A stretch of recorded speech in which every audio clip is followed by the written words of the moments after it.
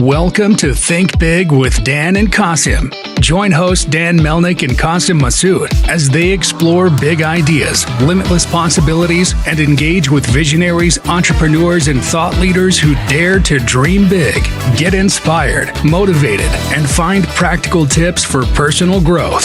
Think big, dream bigger, and ignite your potential.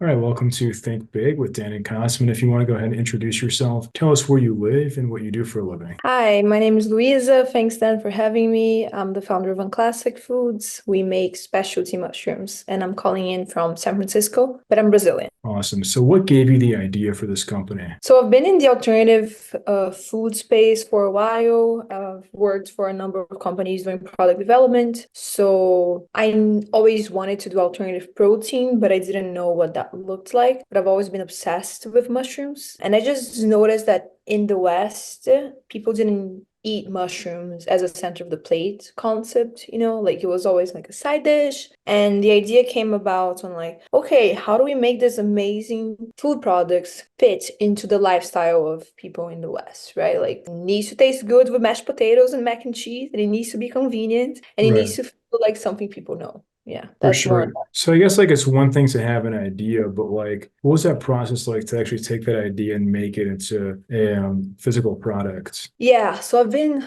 very interested in product development altogether. Like I've always been in the alternative meat world, in the product development side. So I always knew how to approach making products. It wasn't that like daunting to me. I've always wanted physical products, right? Like I've always been in this world. But the idea, like I can make any mushrooms in my house, right? That's not a problem. Now, to get from like mushrooms from your kitchen, from your house, to like, okay, now this is the physical product that I want to commercialize. Now that's a huge jump. And yeah, I always wanted to do it, but in order to actually do it, you need to raise money. You need to have a part-time job for however long you need. And you need to like be courageous enough to be like, hi, likelihood CPG products, they don't always work.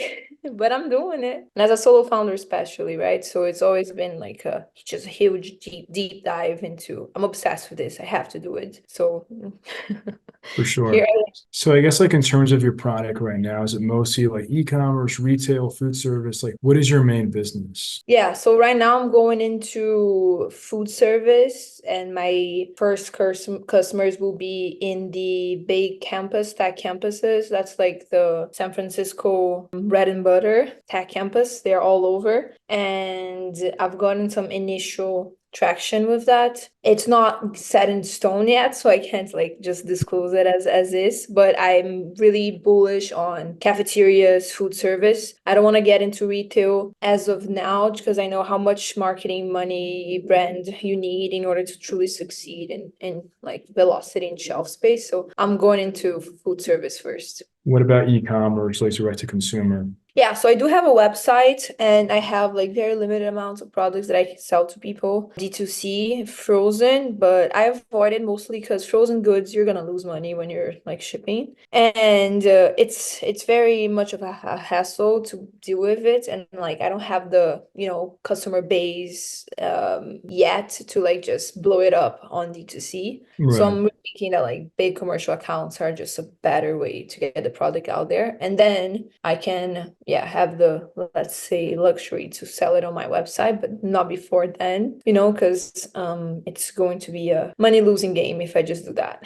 For sure. So I guess like in terms of food service, like what does that process look like for you? Like were you like at Expo West? Like did you have these conversations? Like, how do you get these like tech companies to even like try and consider your product? Yeah, so I do a lot of conferences and events. So I do a lot of catering to conferences even, and I try to be in front of people as much as possible. So I was at Expo West. I didn't have a booth there, but I had like a side show going on. So I managed to show some product there. But yeah, I've always thought that events and conferences, because I've always been very into conference and events, always been in the, let's go to the Good Food Institute conference, to the NRA, which is the National Restaurants Brands like Association Restaurant Conference. I've always been to the Plant-Based World in New York. So there's always all these conferences that you can get in front of people. So that's a good way to just like be there with your product, be there ready for your pitch when buyers come in. But buyers are kind of like, they already know this trick, so they don't love like approaching people in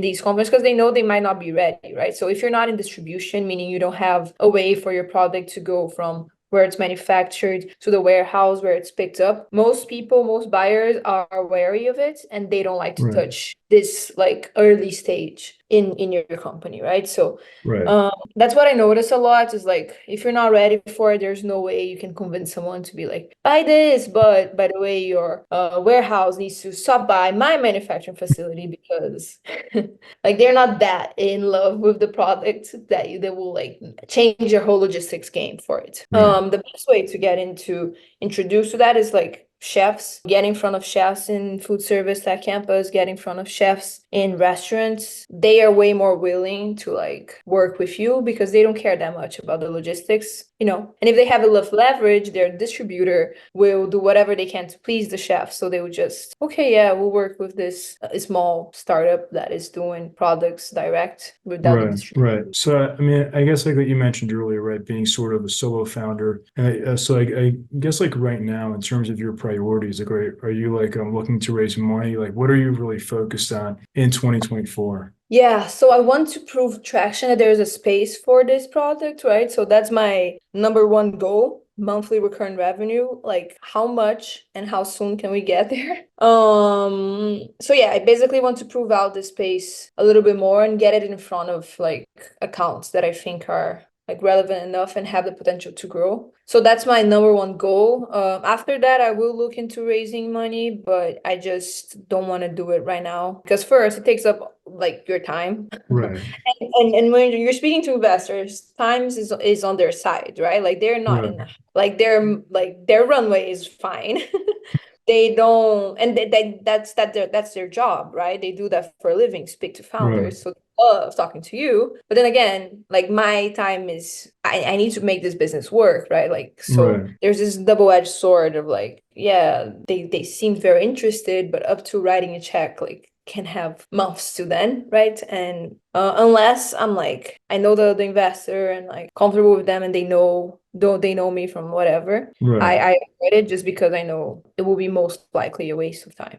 So, like, essentially, you're just looking to prove out this concept, as you mentioned earlier, like in the food service, making, kind of getting this traction. And then from there, you can say, okay, like people are buying it, they're loving it, and they're eating the product. Then I can go and raise the money because there's a proof of, concept that this actually works. Yeah, it's attraction, and people love putting money in business that exist and are not just delusions of your mind, right? Because at some point you're pitching investors, you're pitching the idea, the concept, what it could be, Right, but you don't have anything, right? So it's just like, okay, this is kind of a delusion of her mind. Let's see if it goes anywhere. It's much easier to raise money once you have something that this is a business that works and exists. Are you interested or not? It's way more, right. I just think it's easier Have to you go. done like tastings and samplings, for potential customers? So many. Yeah, no, this is like what I do. I do a lot of tastings, a lot of like events, be it like small, like vegan fests, or be it like just yeah, catering. I've done a lot of events in where I rent out the demonstration kitchen and I bring like 20, 30 people in to try the product, take notes on what they like, what they don't like. So I've done a lot of like being in front of people, but you never know until like you never know if they will buy it unless you sell Right, it, you know? right. That's the key here. Like people, when it's food, everyone's like, "Oh, love it," and will like very interested. And then buying, whole different game. So you have to really test out the buying. For sure. So what would you say is like the biggest challenge that you currently face in the business? Yeah, so right now in the 0 to 1 game, which where I am, right, going from like not selling, not having like monthly recurring revenue, like selling like sparingly, like to events, conferences, going from that Right, to like landing your first big commercial account that will be monthly recurring, that you know exactly how much order, like how much product will it be, 400 pounds, 600, like this is 0 to 1 account, very tough. And inertia is like definitely a very powerful force. I trivialized it immensely when right, I was when I was like pitching and like trying to get in front of people, I thought it was like way more seamless than it is. Right. Yeah. But yeah, selling physical goods is always like severe, so I would not underestimate how hard it is from like the 0 to 1 stage. So yeah, I would say that from not selling recurrently to getting a first initial account that is like substantial enough, that's a big challenge. For sure. So obviously now many companies use high-level technology like AI in their business. So do you currently use AI? And if not, what could AI maybe add value for your business? Yeah, so I'm a fan of like ChatGPT, Midjourney, all these things. I use it for marketing and branding when I'm like, oh, can you like instead of paying 10K for a photo Mhm. shoot, I'll just like type the photo shoot in, right? But to be honest, like it's food, it's a food business. Like the part in which AI would truly optimize it, it would be when it's a much bigger company, right? Right now it's just me like optimizing email, like making sure that I don't forget to answer people when they email me. Right. But yeah, it's way less heavily dependent on technology at this point in time. It's more like, can I convince someone to bring this on in their menu? And if so, how? It's not gonna be through AI, right? For sure. So what would you say is like the one biggest piece of advice that you wish you knew before you started this business? I've been given like great advice before. I think what like mostly resonated with me is like figure it out. And I've always been fascinated by the concept of designing your own day. Like figure out what is it that you want to wake up to. And it might not be great in the beginning, but at least you're building towards it. Like gaining this independence of like figuring out what is the best next thing that I can do for the business today. Like having this independence of thought is very critical to me. And I've only realized that after doing this, right? So I've always had jobs. I always was like 9 to 5. I worked for a number of companies, but I've only figured out when I was in my best A game at like sometimes I just feel, oh my God, I was born for this. There's like maybe 30 minutes of like, wow, I was born for this. And I've never felt that before, right? And like I think what made me feel it was take a lot of risk, especially early on. Like if you don't have a family, if it's just you, your cats, like how much risk are you actually taking? Right? Just take more risk earlier on than later, because then at least you're gonna be in a situation that is intense and critical enough that you're gonna figure out what is that you bring your A game to. So that's what I've seen starting this is like there's some flashes of like, wow, this is exactly what I want to be doing. And then I'll just try to optimize for more moments like that. For sure. So if we're going to have this conversation again in 1 year from now, where do you see things going for your business? I want to be selling. I want to be Mhm. selling.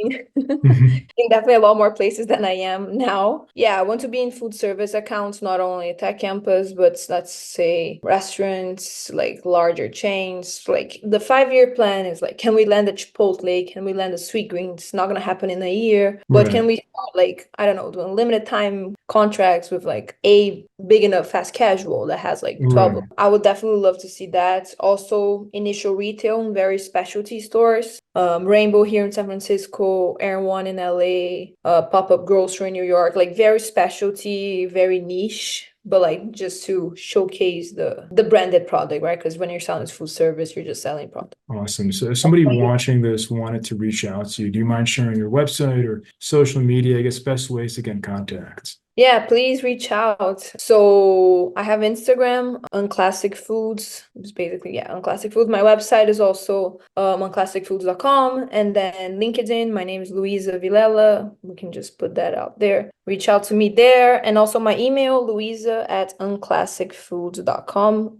Yeah, would love to hear any thoughts. I'm always looking for people who are interested in this space because, as I said, I'm a solo founder. So if you're truly interested, let me know.